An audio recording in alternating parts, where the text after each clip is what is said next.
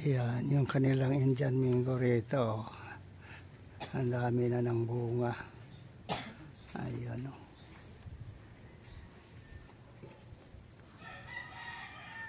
Itong isa, namumulaklak pa lang.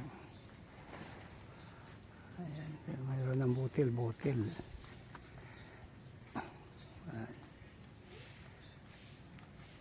Yan ang kagandahan dito sa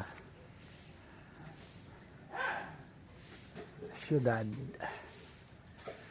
At wala yung wala yung sinasabing fruit fly.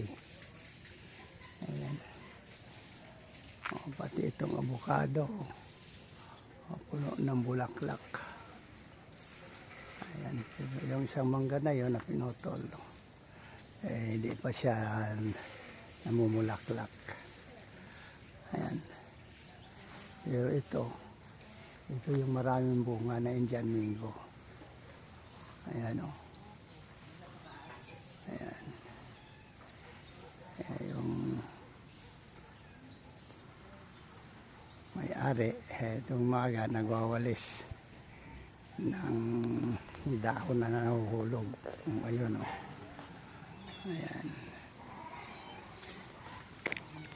Okay, yan lang mga kaparmers. Pakita ko lang sa inyo na mas paganda yung mga tanim-tanim dito nila at walang walang fruit fly. Hindi gaya ng dyan sa probinsya na maraming fruit fly.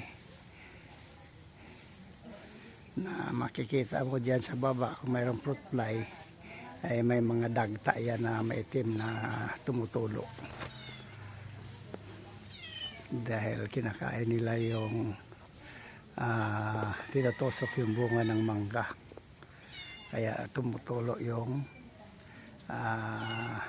dagta. Ay ito wala o, malinis, kaya walang fruit fly dito.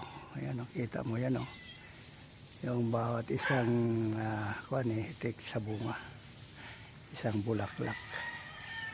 Okay, hanggang dyan lang mga ka-farmers. Thank you, Lord.